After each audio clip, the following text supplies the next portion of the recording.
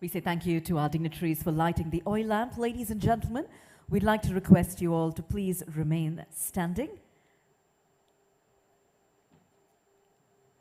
We will now have the national anthem of Sri Lanka.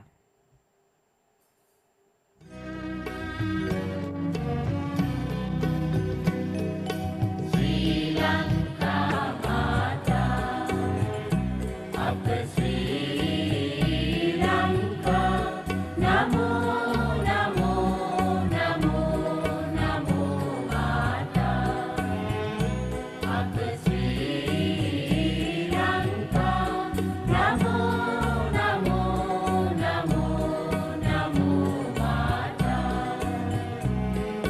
Sundara Siri Barini, Surati Ati Sogamana Lanka,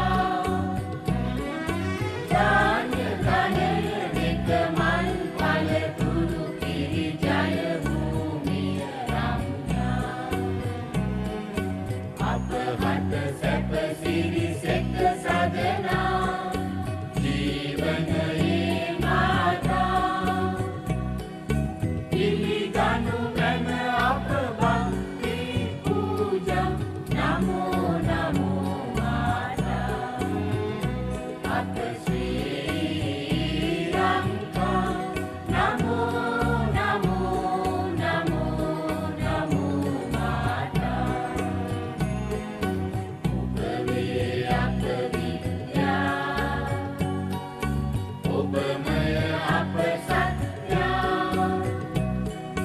Upave Apa Shakti, Apa Hada Kula Bhakti, Upa Apa Aloke, Apa De Anuprani, Upa Apa Jivanave, Apa Muktiya Upave,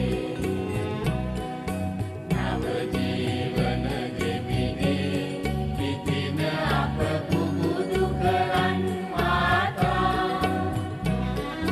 Jana Vina Vadavamina Ragina Anumena Jaya Bhumikara,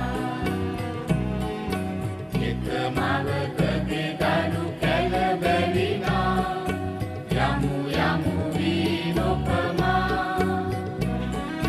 Premavada Samadeda Durarada, Namo Namo Mata, Apa Sri Lanka, Namo Namo Namo Namo Mata, Apa Sri Lanka, Namo Namo Namo Namo Mata.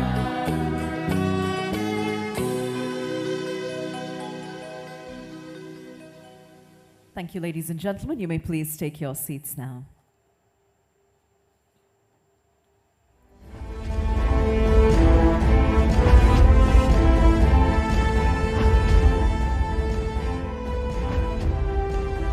Welcome to the official unveiling of the logo of the 37th Annual Conference of the Organization of the Professional Associations of Sri Lanka.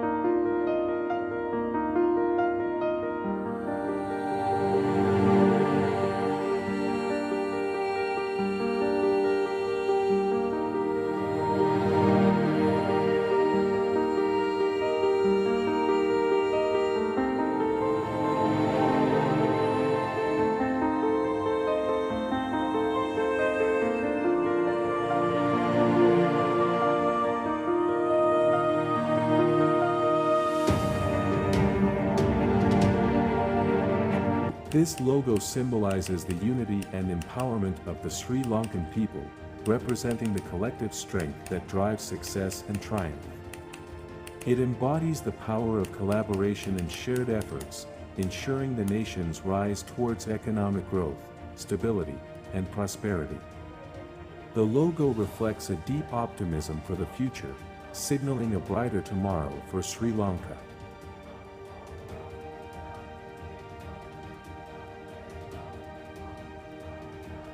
Let's hands together with the flagship event of the OPA for the year 2024, 37th Annual Conference.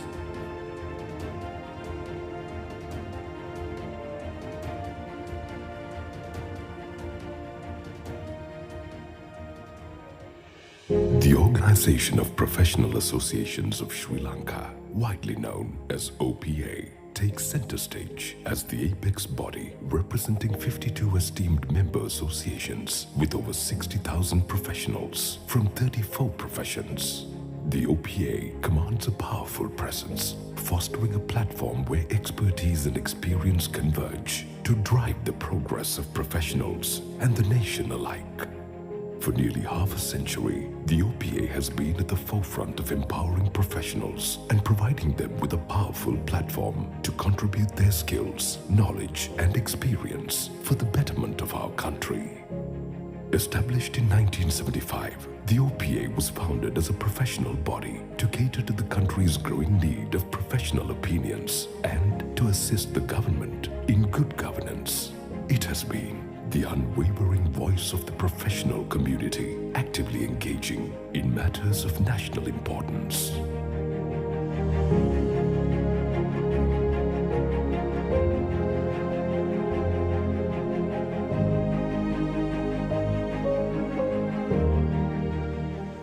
The OPA prides itself on maintaining the highest standards of excellence, professionalism, and ethics across myriad disciplines, striving to uplift and develop the professions. To foster continuous learning and growth, the OPA organizes various seminars, workshops, and brainstorming sessions featuring eminent guest speakers who shed light on critical issues.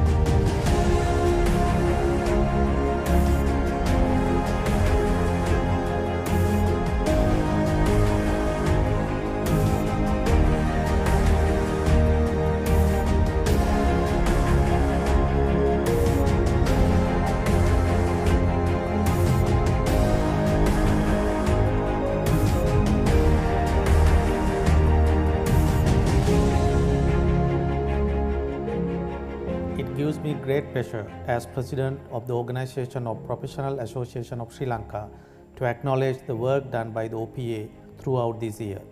We have undertaken many initiatives and projects as part of our mission to function as the voice of the professionals. The apex body of 52 professional member associations spanning 34 diverse fields and over 60,000 members, the OPA has a valuable role to play in fostering the nation's progress. It serves as a unique multidisciplinary platform where Sri Lanka's foremost professionals can leverage their talent and expertise for the betterment of the country. The pinnacle of the OPA activities is annual conference which offers an invaluable opportunity for our members to network with fellow professionals and collaborate with leading experts in the country. In 2024, the theme of the 37th conference is Towards Sri Lanka's Sustained Economic Growth, which is particularly timely given the urgent need to work towards the upliftment of our nation's economy. Since its inception, the annual conference has been a dynamic forum where professionals and eminent experts converge to contribute their knowledge and experience to address pressing national issues. We know that the path to economic recovery and progress is a difficult and challenging one. The expertise of professionals can play a crucial role in shaping the innovative, far-reaching strategies that the country needs at this time. Let us use this opportunity to work together to achieve economic recovery, sustainable growth and equitable development.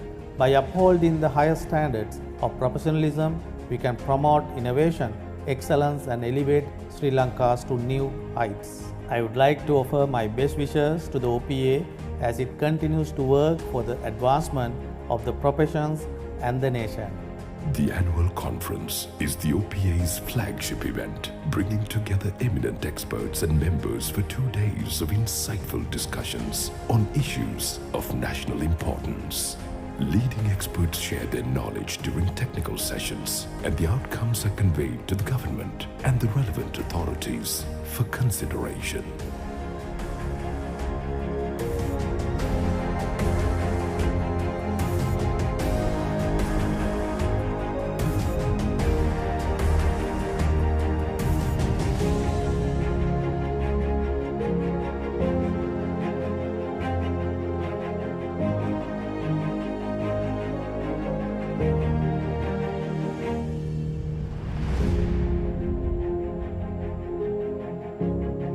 The dissemination of knowledge is paramount, with the OPA publishing several journals and newsletters annually, digitally and by print. As a multidisciplinary platform, the OPA encourages innovation, collaboration and professional growth. By pooling their collective expertise, the professionals of the OPA actively contribute to the nation's growth and development. Over the years, the OPA has achieved remarkable milestones, shaping national policy decisions and influencing government budget proposals. Notably, the OPA played a key role in the enactment of the 17th Amendment to the Constitution and has made recommendations for national honors such as Deshamanya and Vidya Jyoti. Beyond professional pursuits, the OPA engages in numerous social service projects to uplift the needy and the underprivileged in our society.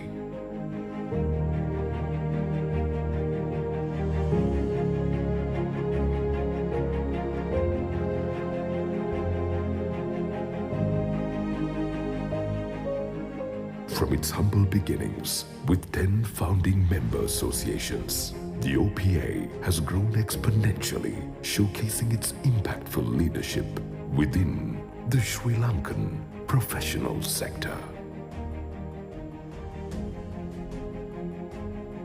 The Organization of Professional Associations, the voice of the professional, shaping the future of our nation.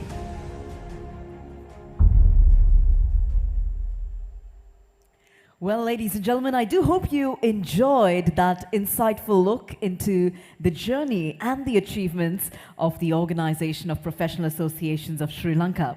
Before we formally kickstart our proceedings for this evening, ladies and gentlemen, I'd like to first and foremost invite the following dignitaries to please take their seats at the head table on stage. We're delighted to now invite on stage our chief guest, His Excellency Ranil Wickremesinghe, the President of the Democratic Socialist Republic of Sri Lanka. We'd also like to invite our guest of honor, Dr. Nandalal Veerasinghe, Governor, Central Bank of Sri Lanka, Mr. Sarath Gamage, President of the OPA, Mr. Sujivalal Dahanayaka, President-elect of the OPA and Chairman of the 37th Annual Conference Committee, Mr. Tissara De Silva, General Secretary of the OPA, Mr. Darshana Vijayamana, Assistant Treasurer of the OPA, and Mr. Jayanta Galheva, who is the Vice President of the OPA and the convener of the 37th Annual Conference Committee. And with this, we're now delighted to welcome our dignitaries to take their seats at the head table.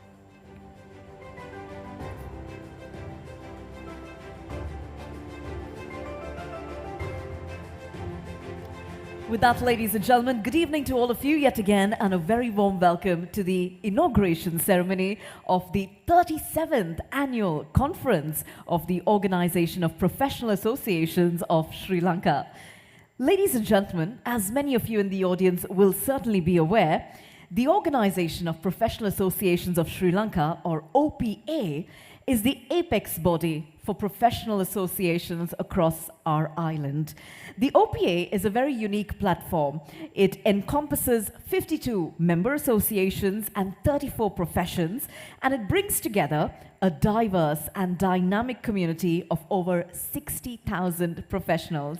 Now, we're very delighted to share with all of you, ladies and gentlemen, that next year, in 2025, the OPA will proudly celebrate its 50th anniversary. Yes, that's right. It's a fantastic milestone that we're looking forward to. We will soon be marking 5 decades of bringing together the country's professional expertise all under one roof as we collectively work towards the betterment of our nation. Now, today, we are delighted to have your presence as we inaugurate our annual conference, which is our flagship event here at the OPA. This year's theme for the conference is towards Sri Lanka's sustained economic growth.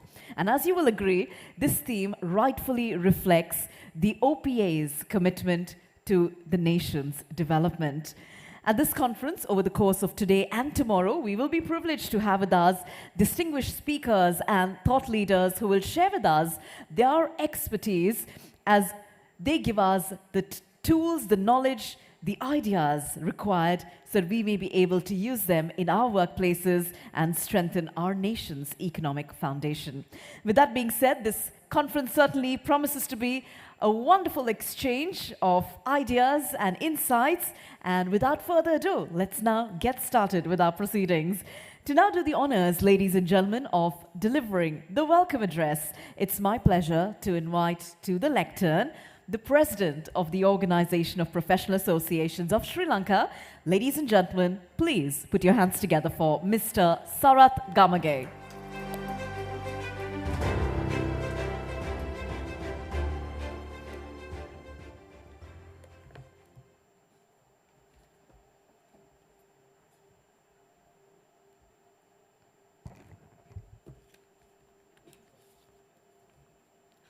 Good evening, ladies and gentlemen. His Excellency Honorable Ranil Wickremesinghe, President of the Democratic Socialist Republic of Sri Lanka, Dr. Nandalal Veerasinghe, Governor of the Central Bank, President-elect and the Chairman of Annual Conference Committee, Mr. Sujiwalal Dahanayaka, Secretary, Mr. Tisari De Silva, Assistant Treasurer, Mr. Darshana Vijayman, Mr. Jayanta Galheva, Convener of the Annual Conference and the Vice President of OPA, past Presidents, Office Bearers, members of the Executive Council and the General Forum, members of the OPA member associations, eminent speakers, distinguished invitees, ladies and gentlemen. I am delighted to welcome all of you to the inauguration day of the 37th Annual Conference of the Organization of Professional Associations of Sri Lanka. The theme of this year's conference is Towards Sri Lanka's Sustained Economic Growth, which highlights the most vital issue that is of paramount importance to the country at the present moment. I would like to take this opportunity to extend my sincere gratitude to His Excellency the President for being the chief guest for the 37th Annual Conference. Your presence has greatly added to the value and significance of this event. We know that there are many demands on your time, especially at the moment, so we are very grateful that you have joined us this evening. Given the breadth of your experience and knowledge, you will certainly be able to provide a foundation and direction for our deliberation on achieving sustained economic growth. Your patronage of this event is indicative of your commitment to the professionals of this country and your recognition of their contribution to the progress of Sri Lanka. It is my pleasure to welcome our guest of honor, Dr. Nandalal Wickremesinghe, Governor of the Central Bank. You have a unique perspective and in-depth understanding of the theme of this year's conference. As our keynote speaker, I'm sure that you will make a substantial contribution to our knowledge and understanding of this topic. Ladies and gentlemen, the conference is being held at a pivotal moment in our country history. After the worst economic crisis we have ever faced, we are now witnessing promising signs of recovery. There is hope among the people of Sri Lanka that a turnaround can be achieved and the economy restored to a state of stability and sustainable growth. In order to do that, we must address the numerous issues facing our economy and our country. At the same time, we must discover new opportunities of growth which will fuel our recovery and unleash the potential of Sri Lanka people. In order to achieve long-term prosperity, Sri Lanka must transform into an export-oriented, digitally advanced, environmentally sustainable country. This can only be achieved if we have economic, political, and social stability, coupled with economic reform and necessary infrastructure. Crucially, we must develop our human capital, which is the greatest resource that our nation has. Formulating a far-reaching plan that would serve the need of the people while addressing the many challenges facing the economy requires the active participation of all stakeholders. Fortunately, Sri Lanka has an impressive talent pool with many international recognized experts who are leaders in their respective fields. It is essential that the input of these people is obtained to create the most effective strategy to achieve economic regeneration. I believe that the OPA has a unique role to play in formulation of a comprehensive long-term policy for economic advancement. As the apex professional body with 52 associations, the OPA has over 60,000 members belonging to 34 disciplines. Our membership includes some of the country's most eminent lawyers, bankers, engineers, economists, supply chain and logistic experts, and accountants. As such, we can leverage the collective expertise of our members to develop innovative, multidisciplinary solutions to re-energize the country's economy.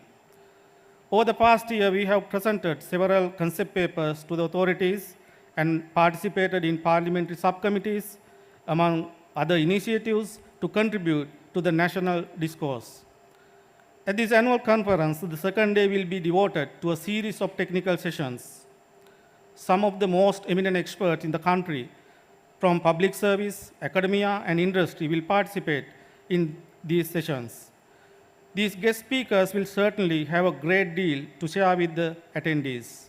The topics have been carefully selected as having the most promise in achieving Sri Lanka's economy recovery and growth. They are international trade, tourism and economic engagement, enhancing infrastructure for economic growth, law reforms and enhancing regulatory framework, role of financial sector in economic growth, ensuring economic transformation through advanced digital technology. These sessions will allow the guest experts and our members to share their views and insight to formulate wide-ranging proposals that will help us to chart a course for economic prosperity. These proposals will be incorporated into a policy paper which will be forwarded to the government and other stakeholders for their considerations, thus ensuring that the professionals of this country are able to contribute their knowledge and skills for the progress of the nation. Besides our focus on technical sessions, the annual conference is also an opportunity for professionals and other distinguished personalities to network, share experiences, and develop new relationships. As leaders in your respective field, you all have to much contribute to advancement of the professions and the development of this country. I encourage you to explore avenues for potential collaboration and support each other initiatives and projects. By working together for the betterment of society, we can surely unlock the potential of our beloved nation and achieve lasting prosperity for all Sri Lankans. Let me conclude by wishing you all a rewarding and fulfilling annual conference. Thank you very much and good night.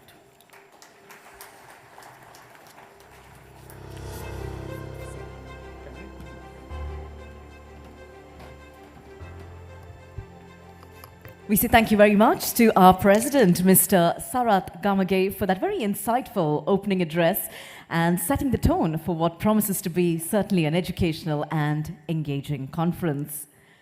Up next, ladies and gentlemen, it's our pleasure to hear from the President-elect of the OPA, who is also the Chairman of the 37th Annual Conference Committee. In his address, Mr. Sujivalal Dahanayaka will provide us with an overview of what to expect in terms of the theme as well as the thought-provoking sessions that have been carefully curated for our participants of this conference. So with that being said, ladies and gentlemen, let's now put our hands together and welcome Mr. Sujivalal Dahanayaka.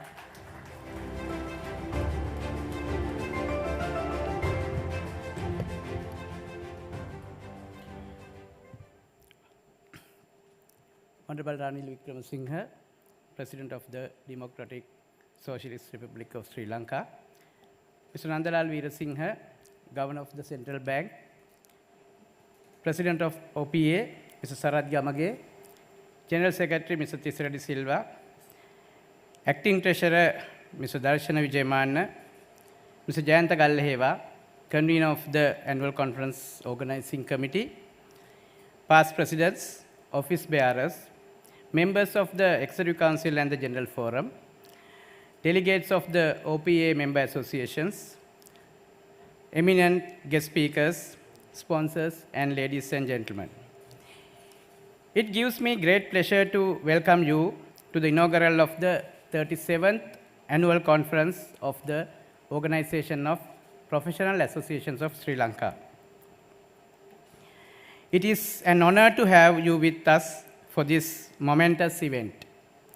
As President-elect and the Chairman of the Annual Conference Committee, I must first and foremost extend my sincere appreciation to the Organizing Committee, Office Bearers, past Presidents, members of the Executive Council and the General Forum, sponsors and the dedicated staff of the OPA. Your hard work and unwavering commitment have been instrumental in making this event a reality. Thank you all for your invaluable contributions. I extend my sincere gratitude to the President, Honorable Ranil Wickremesinghe, for joining us as chief guest. Your presence not only honors us, but also underscores the importance of our event. Your recognition of the vital role professionals play in our nation's development is deeply appreciated. We are also delighted to have Mr. Nandalal Veerasinghe, Governor of the Central Bank, as our keynote speaker for this inaugural session. Your presence tonight is truly inspiring. Ladies and gentlemen, Sri Lanka has reached a decisive stage in its history. While the worst of the economic crisis may be behind us, we must now navigate the challenging path to recovery and growth. This year's conference theme, Towards Sri Lanka's Sustained Economic Growth, embodies the urgent need to formulate a lasting strategy that would restore the economy to stability and foster an environment conducive to advancement. It goes without saying that the path to recovery is a difficult one, as we have to contend with the multitude of challenges. While the recent concluded debt restructuring agreements have brought a measure of relief, meeting our debt payments will remain a significant challenge for many years to come. Restructuring is essential as several state-owned enterprises have become a burden on public finances. Corruption remains an issue in our society, while a lack of infrastructure development, mainly in the rural areas, hampers productivity. Furthermore, the Sri Lankan economy suffers from many deep-rooted structural issues that prevent development. Addressing these issues will not be easy, and it requires a united effort from all of us. As professionals, we have a significant contribution to make in this endeavor. The OPA was established to be the voice of professionals. Our members, who belong to 34 different disciplines, are a potent resource whose diversity of knowledge, skills, and experience can be leveraged as we navigate the challenging path to recovery. The 37th annual conference brings together eminent economists, leading professionals, industry veterans, and academics. By leveraging your collective knowledge, insights, and perspectives, we can pinpoint issues, address deficiencies, and devise innovative strategies to stimulate economic growth. We have selected 5 key areas with the greatest potential to drive our economy forward. To address these, 5 technical sessions have been organized for tomorrow, each focusing on a vital sub-theme. The 37th annual conference presents a unique opportunity for collaboration, relationship building, and collective efforts towards a better Sri Lanka. I encourage everyone to make the most of this opportunity to ensure that this conference leaves a lasting and meaningful legacy that we can all take pride in. Thank you, and I wish you all a productive and enriching conference.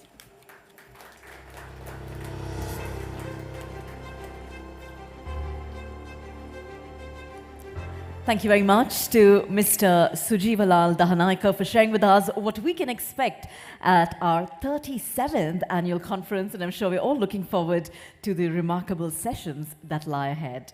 Well, with that being said, ladies and gentlemen, today, on the occasion of our inauguration ceremony, a distinguished invitee who has graced us with his presence is our guest of honor, Dr. Nandalal Veerasinghe, the Governor of the Central Bank of Sri Lanka. It's our privilege now to invite him to share his message with our gathering. Let's put our hands together, ladies and gentlemen, for Dr. Nandalal Veerasinghe.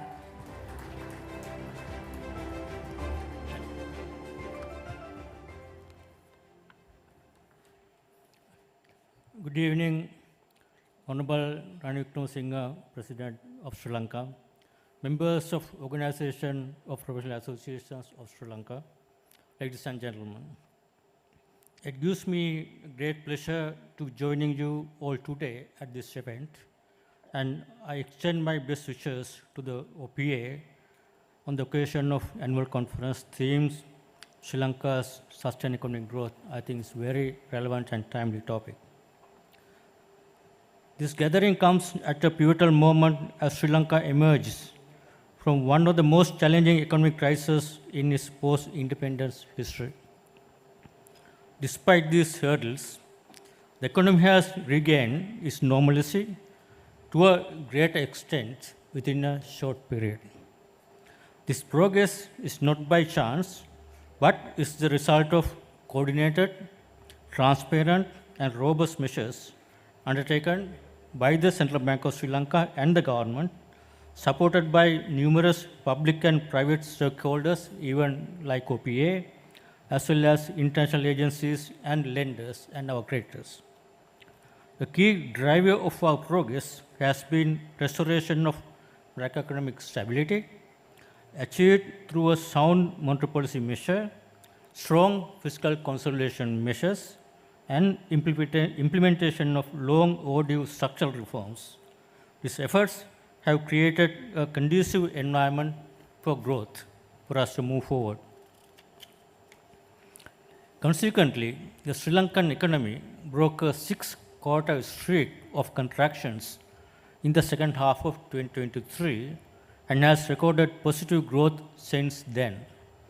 Leading indicators signal that this growth momentum is set to continue, underpinned by strong macroeconomic fundamentals.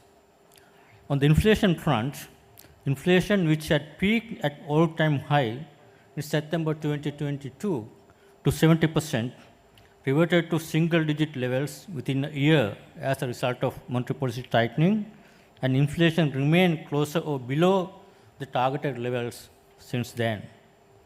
Considering the low inflation, well-anchored inflation expectations, and moderation of external sector pressures, the central bank began its monetary policy easing in mid of 2023 with the view to supporting the economy reaching its potential. The central bank's monetary policy stance continues to be accommodative, aligning with softened inflationary pressures. As per the current projections, based on available information at present, the inflation is expected to be well below the target of 5% until first quarter of 2025, before stabilizing around the targeted level later in 2025. Though it is technically inflation target missed on the lower bound, which is 3%, the economy could benefit from this extended period of low inflation as it is coming out of the deepest crisis after recording historic level of inflation. The low inflation environment has been providing comfort and stability to both livelihoods and business activity, contributing to a continued rebound in domestic economic activity as we have seen so far. This favorable environment has alleviated a significant bottleneck previously faced by various economic sectors for them to conduct smooth businesses. Improved fiscal performance under consolidation efforts and turnaround in financial performance of key state-owned business enterprises have enabled the banking sector to reduce its exposure to the government sector and allocate the freed up resources for lending to the private sector. Under the current low interest rate environment, we observed a gradual pickup in private sector credit in the recent period, and going forward, we expect there would be a notable expansion in lending to productive sectors, particularly those focused on exports, as well as to small and medium enterprises, which have long been the backbone of the economy.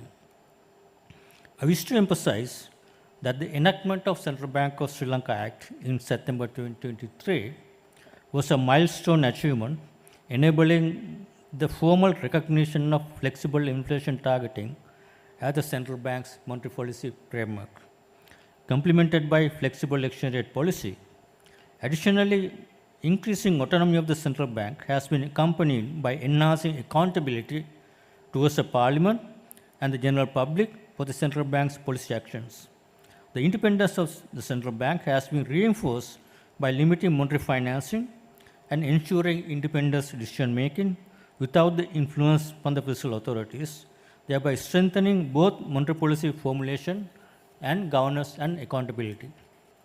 On the other hand, improvements on the external front, primarily driven by workers' remittances and tourism inflows and also exports, have resulted in a relatively stable exchange rate and enabled the central bank to rebuild those official reserves.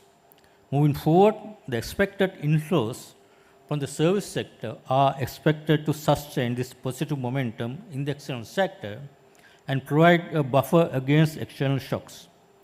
Under the flexible exchange rate system, the central bank has allowed the exchange rate to be determined by the market forces, and the central bank's intervention in the market is limited only to prevent undue substantial volatilities in the market and to rebuild external buffers. The reserves, which depleted to a very low level, have now reached $5.7 billion with the gradual purchase of foreign exchange by the central bank.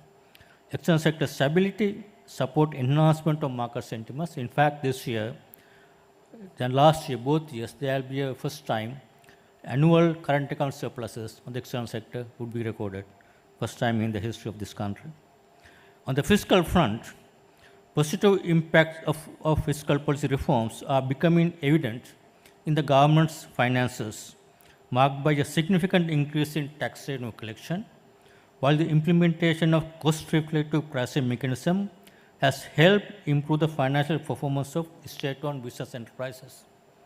The government's steadfast commitment to a revenue-based fiscal consolidation path in conjunction with the continued execution of the economic reform program, aligned and committed with the IMF arrangement, is expected to continue.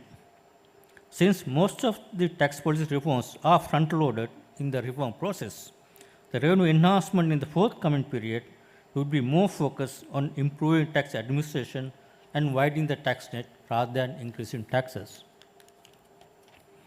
Key pieces of legislation related to public financial management, public debt management, and anti-corruption have been enacted recently, which are pivotal to strengthen prudent management of public finances and debt, transparency, and accountability. In addition, reforms in state-owned business enterprises and divestment of non-strategic investment would reduce the burden of state-owned business enterprises on the government budget. Alongside the successful external debt restructuring process, we have made good progress here. These measures are expected to facilitate the achievement of medium-term fiscal targets and ultimately restoring long-term fiscal sustainability, which is prerequisite for medium to long-term growth. Enhanced fiscal discipline, along with the improved financial performance of key state-owned enterprises, would help to free up more funds available in the banking system towards productive purposes of the private sector. The financial sector, which endured difficult macroeconomic conditions in the recent years, remained resilient amidst the crisis owing to proactive and prudent regulatory actions of the central bank and compliance and crisis preparedness of the financial institutions. Central bank provided regulatory guidance to the banks and non-bank financial institutions during the crisis time to ensure their resilience with adequate capital and liquidity. An asset quality review was conducted as part of the bank diagnostic exercise, and the central bank developed a roadmap to address issues related to capital and foreign currency shortfalls based on the asset quality review, expected impact of debt restructuring, and forward-looking stress testing. So basically, we have covered all past impact and also the forward-looking basis. On that basis, we expect the financial sector's resilience to improve further as macroeconomic vulnerabilities disappear in the upcoming period. Also, an array of structural, legal, and policy-level reforms and innovations will continue to be mobilized to ensure the stability of the financial system. As you all know, the ongoing reform agenda comprises measures that are expected to augment the resilience and stability of the economy, which is what is needed for the long-term, medium, long-term growth. Maintaining macroeconomic stability is a prerequisite to ensure sustained growth trajectory in the medium to long term. Although these reforms are painful in the short term, it is crucial for all stakeholders to remain committed and ensure the swift implementation of these long overdue reforms to set the economy on a path towards sustained, inclusive, and sustainable growth. Despite all such efforts, any political or social uncertainties or reversals of hard-earned achievements that exert significant pressure on the reform agenda could lead to a deviation from the intended policy trajectory, potentially resulting in adverse and irreversible impacts on the economy and recurrence of the economic and social crisis that we experienced in the past 2 years. At the same time, policies for macroeconomic stability itself would not be sufficient to propel the economy to a high growth path that would take Sri Lanka to an advanced country status within a short time. With the current sovereign debt crisis, the government does not have any fiscal space to drive the economic growth through higher spending or lower taxes as in the past, since reinstating fiscal and debt sustainability is the need of the hour at present and also for the future. Therefore, going forward, the growth should be driven by the private sector, and government's role would be to create a facilitating and conducive environment for the private sector to thrive. Sri Lanka's growth potential has been constrained in the past due to structural issues in the factor markets, and these issues need to be addressed expeditiously in tandem with the current reform program. The issues related to skill mismatch in the labor force, stringent labor laws, archaic laws related to land markets have prevented efficient resource allocation in both labor and land markets. Given the looming challenge of aging population, the education system should be reformed to produce a more efficient labor force who can easily adapt to dynamic needs of the industries in order to sustain the growth in the long run. In addition, social policy focus is needed to address the issue of low female labor force participation to harness the underutilized labor force for productive purposes, thereby expanding the growth potential of the country. In addition, policy initiatives such as development banking, business incubators, and credit registry would enable the SME sector and innovators to access the financial markets at competitive rates to expand their businesses. Apart from the current reform agenda, Sri Lanka needs to embrace digital transformation through initiatives to foster a knowledge-based economy. Expanding digital services, including banking, payments, and e-government, will boost efficiency, productivity, and financial inclusion. This transformation will also streamline government operations, reduce corruption, and improve transparency and accountability, addressing issues like tax evasion, the large and vulnerable informal economy, and growing inequalities. Further, improved access to digital technologies and data will drive innovation, attract foreign direct investment, and strengthening global competitiveness of our businesses. For this transformation to succeed, a supportive regulatory environment and active participation from the private sector are essential in bridging the digital divide and fostering long-term economic development. The Sustainable Development Goals, SDGs, are integral to Sri Lanka's sustained growth in the medium to long term. By addressing critical issues in key sectors such as health, education, poverty reduction, and infrastructure development, Sri Lanka's progress under specific SDGs is commendable, with achievements such as reduced maternal mortality, high literacy rates, and strengthened social safety nets. However, to ensure continued progress and avoid any reversals of these gains, Sri Lanka should focus on reinforcing development strategies that emphasize social protection network, food security, health and education reforms. Aligning these efforts with international frameworks and addressing regional disparities will be essential for achieving resilient long-term economic stability with growth. I also wish to take this opportunity to emphasize the need for fostering, as already mentioned, the transition of Sri Lanka economy towards a green economy, as highlighted in international agreements. Given the country's environmental vulnerabilities as an island nation and escalating global challenges, advancing green initiatives is essential. Greening the industrial activities would be imperative going forward, especially for our export sector, as there is growing recognition for sustainable production by the importing countries all over the world. Sri Lanka is making progress through efforts to achieve 70% of electricity from renewable sources, promote green financing aligned with central bank's sustainable finance roadmap, and implement conservation programs with local and international partners. Supporting the development of environmentally sustainable businesses, advancing clean technologies, and expanding access to green financing are crucial strategies for fostering an economy that is resilient, resource efficient, and sustainable.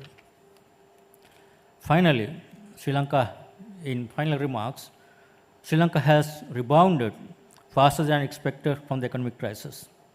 However, building stronger, more resilient economy requires a collective effort. Sustained growth depends on the consistent reforms, targeted policies, and addressing grassroots level challenges. Events like this provide valuable platforms for discussing next couple of days for these gaps and identifying collective and effective strategies amid ongoing macroeconomic developments.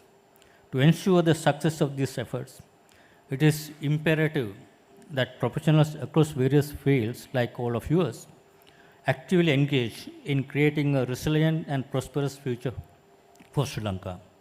I extend my heartfelt wishes to the OPA and look forward to our joint efforts in achieving sustained economic growth. Thank you very much.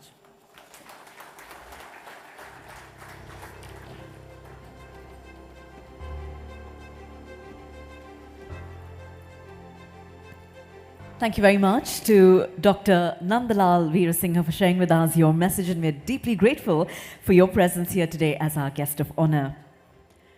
Ladies and gentlemen, we are privileged that gracing our inauguration ceremony today as our chief guest, we have with us the President of the Democratic Socialist Republic of Sri Lanka, His Excellency Ranil Wickremesinghe. It's our pleasure now to invite His Excellency to share with us his insights this evening. Ladies and gentlemen, please put your hands together for His Excellency Ranil Wickremesinghe.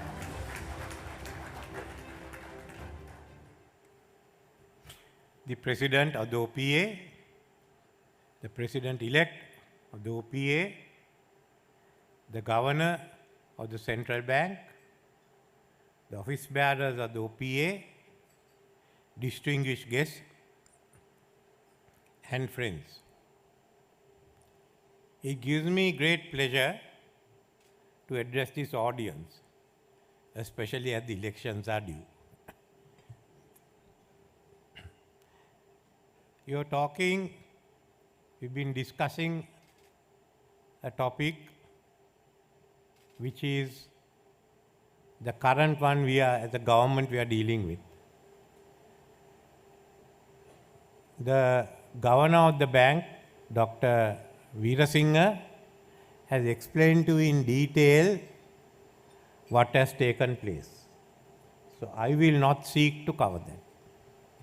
But you know the enormity of the problem when you listen to his talk.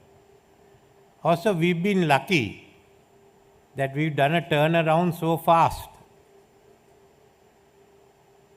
for two reasons.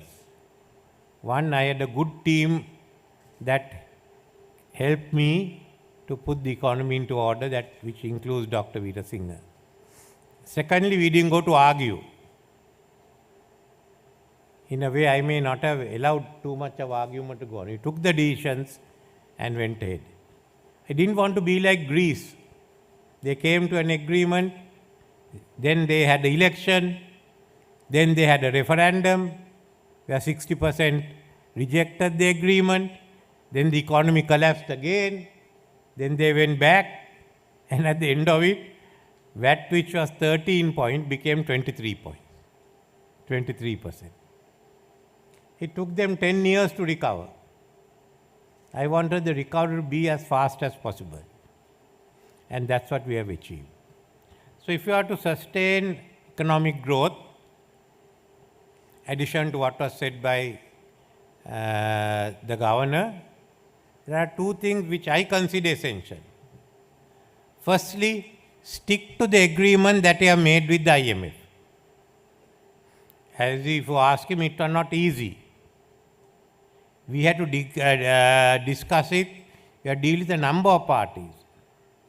Fortunately, the IMF was entrusted with dealing with us in this instance. Unlike Greece, which had to deal with the IMF, the EU and the European Central Bank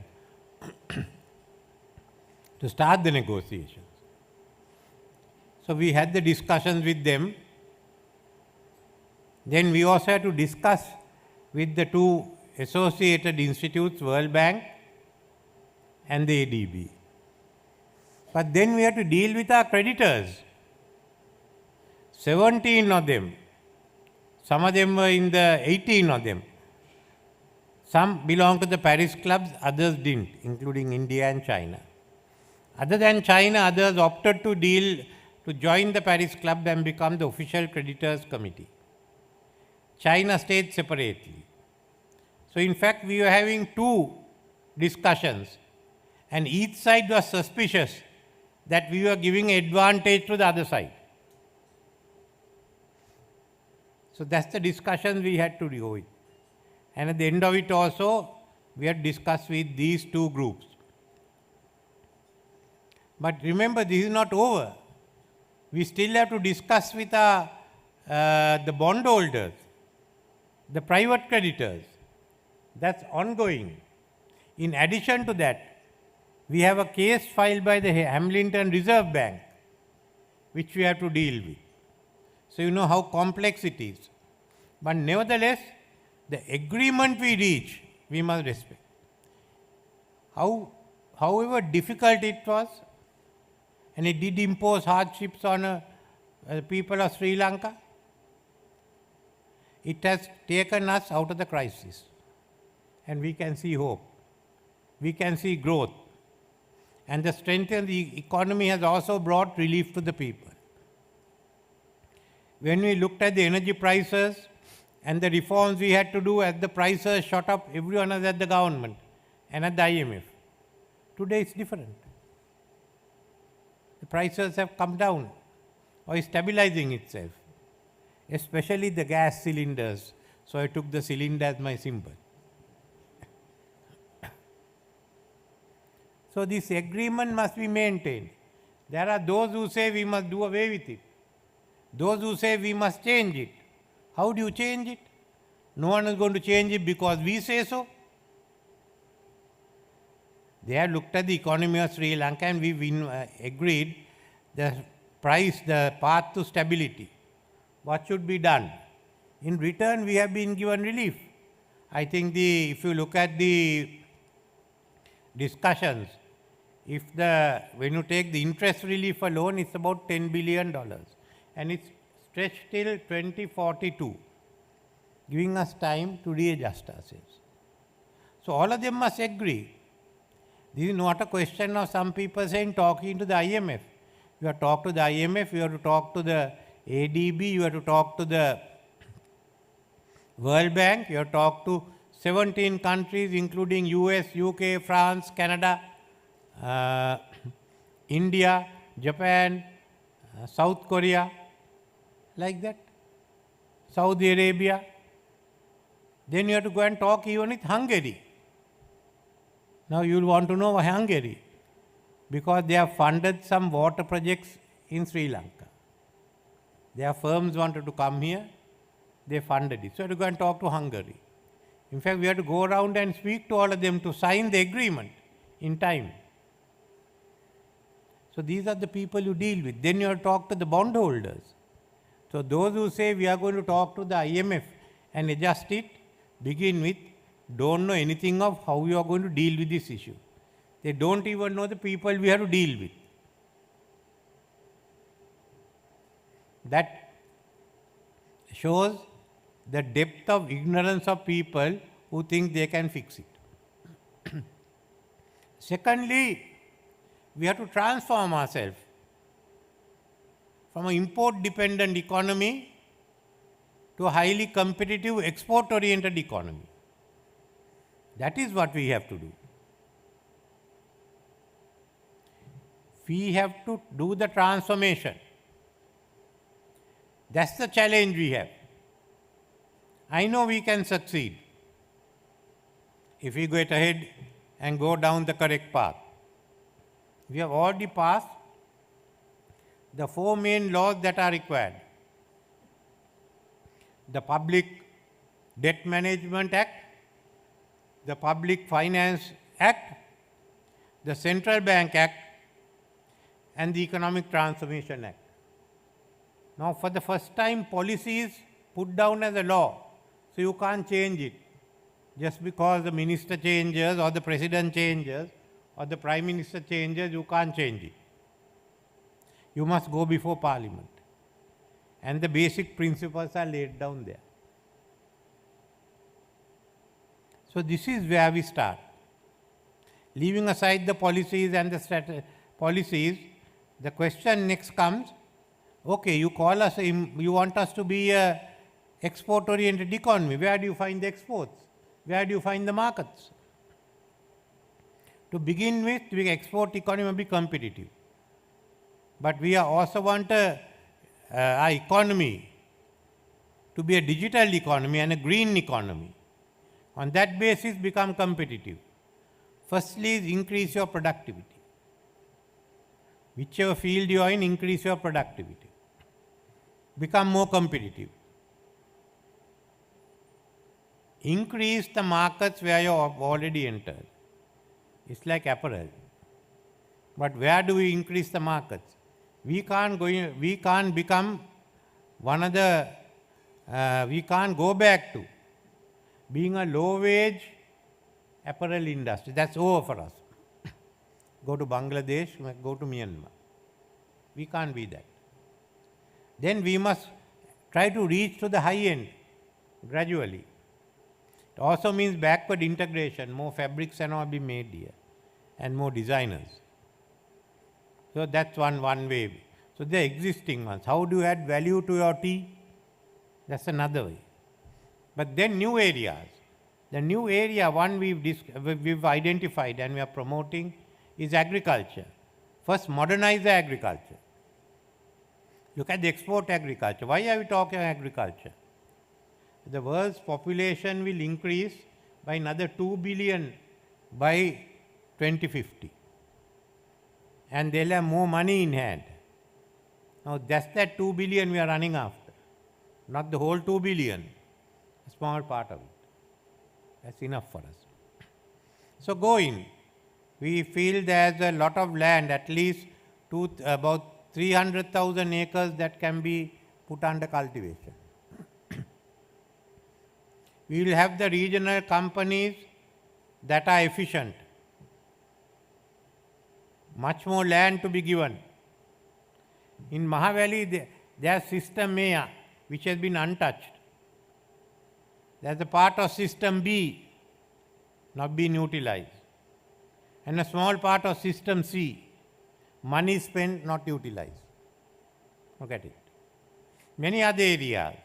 And one of the first steps of basically modernizing agriculture is to ensure that in the dry zone, we increase our rice paddy productivity from 4 metric tons a hectare to 8 metric tons.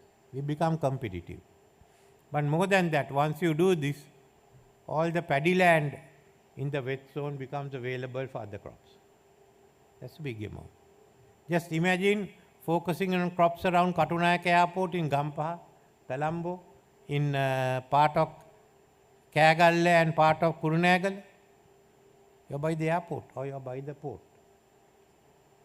So you have to think anew what you can do. Agriculture means also that we will have value addition in agriculture. In dairy products, we want to buy in 15 years, we'll ensure that our yield per animal is 20 liters from about 5 years today. More than that, we'll have a surplus of milk. Again, we'll have milk-based industries. That's how Holland started off. So these are two areas. Just imagine we keep modernizing agriculture, modernizing what we have.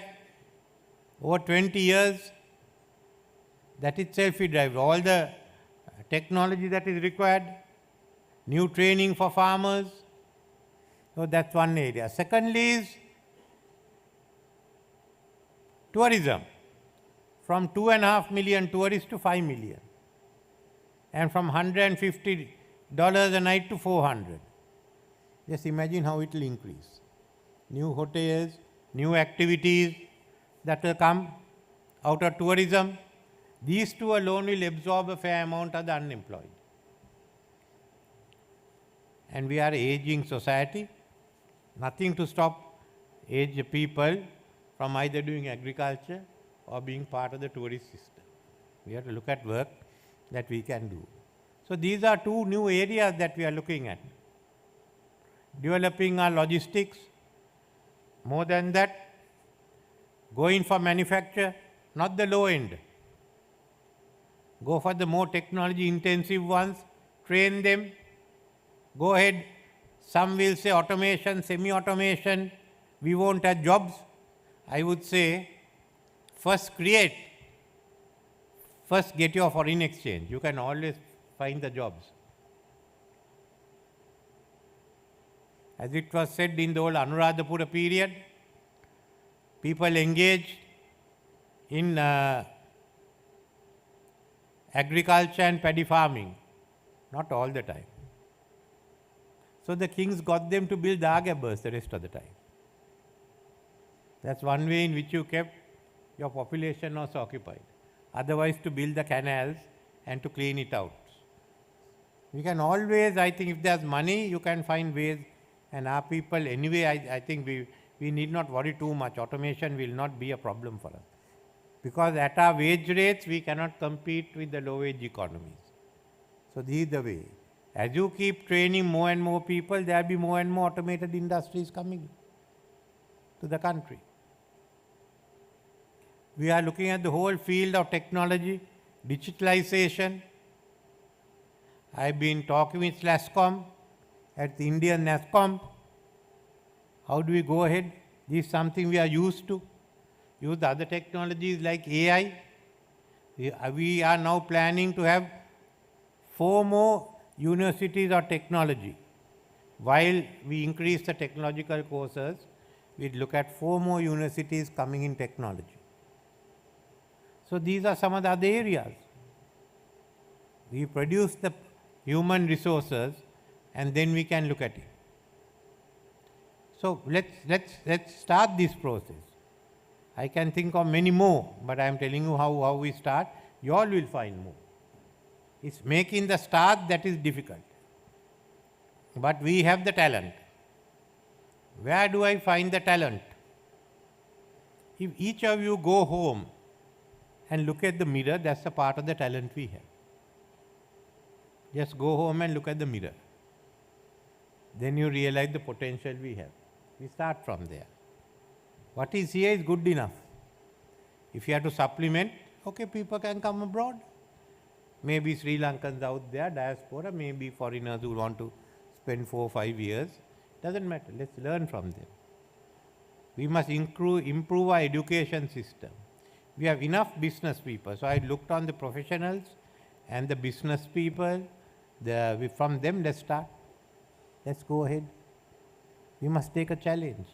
I remember when the British came and opened up tea, our people learnt and we opened up coconut. 77 we started with, everyone took the challenge. And we have the new industries and the export-oriented industries. And amidst the war, we drove our tourist industry. So we are capable of it. We must create the atmosphere. And that's where your challenge comes. You have to decide on September 21st which way you go. It's all that is left to you. So I think we've discussed, the governor and I have discussed sufficiently what the future will be. So I wish you all the best and thank you for having invited me.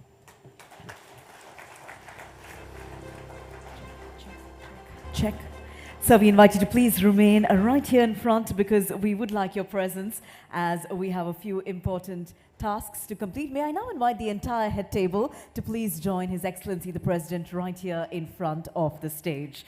Ladies and gentlemen, as we thank His Excellency the President for his very insightful address, it's time now for us to offer our gratitude to a few dignitaries in our midst. And so with our President's presence right here, we would like to start off now by presenting a token of appreciation to our chief guest for this evening, His Excellency Ranil Wickremesinghe, the President of the Democratic Socialist Republic of Sri Lanka. To do the honors of presenting this special token of appreciation to our chief guest, I'd like to invite the President of the OPA, Mr. Sarath Gamage, to do the honors.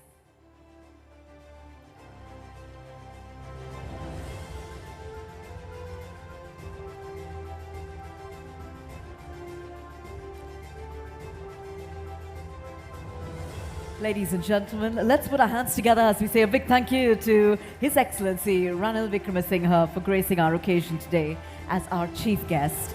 We also have a token of appreciation to present to our guest of honor, Dr. Nandalal Veerasinghe, the Governor of the Central Bank of Sri Lanka. To do the honors of presenting this token, I'd like to invite the President of the OPA, Mr. Sarath Gamage, to do the honors. Here we go. And this is for our guest of honor. Let's put our hands together for Dr. Nandalal Wickremesinghe, Governor of the Central Bank of Sri Lanka. We now have a very special token to be presented up next. This token will be presented to the President of the OPA, Mr. Sarath Gamage. And to do the honors of presenting this to our President, we'd like to invite our chief guest to do the honors. So we have the token being brought forward right now for the President of the OPA. We invite His Excellency Ranil Wickremesinghe to do the honors of presenting this token to Mr. Sarath Gamage, as we appreciate our OPA President for his committed service towards the association. So let's put our hands together, ladies and gentlemen, for the OPA President, Mr. Sarath Gamage. Up next, we have a few special tokens. We would like to invite our dignitaries to please remain, because we would also like to utilize this opportunity to recognize two of our long-standing OPA staff members who have worked hard for this association for 25 years. Their names are Mrs. Vasanthi Nelondenya and Mrs. Samanmali Pereira. We invite them to please join us forward, as I now invite Mr. Sarath Gamage, the President of the OPA, to do the honors of presenting these tokens to our long-standing employees. So first and foremost, we'd like to invite on stage our Accounts Executive, Mrs. Vasanthi Nelondenya. She served the OPA for 25 years. So Madam, please join us up. We have a token coming your way.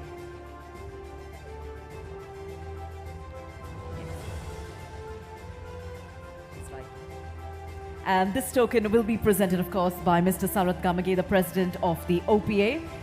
These are our staff members who've contributed with great dedication, ladies and gentlemen, for 25 years. Let's put our hands together for Mrs. Vasanthi Nelondenya.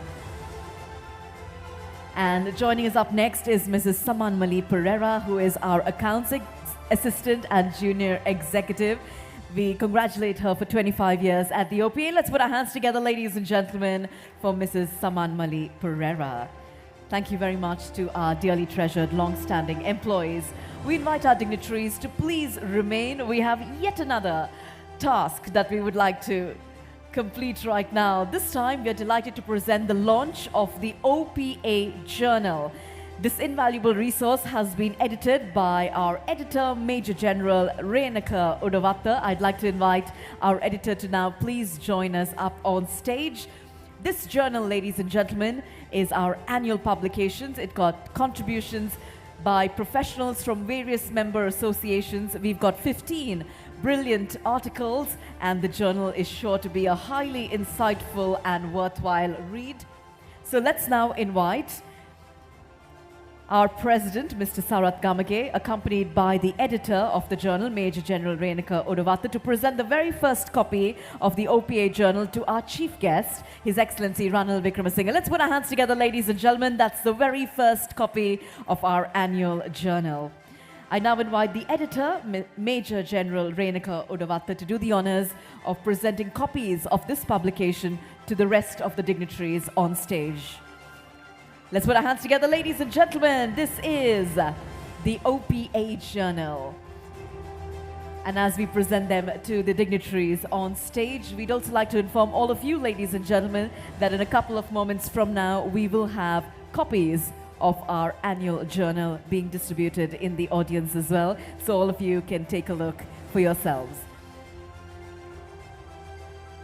We have a few more publications to be presented.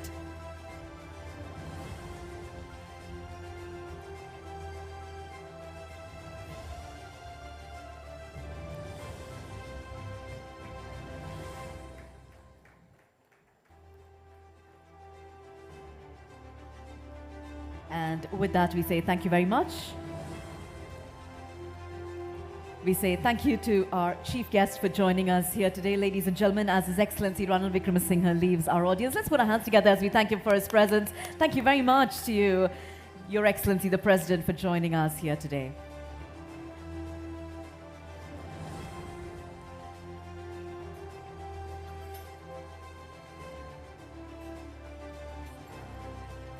Ladies and gentlemen, we're almost drawing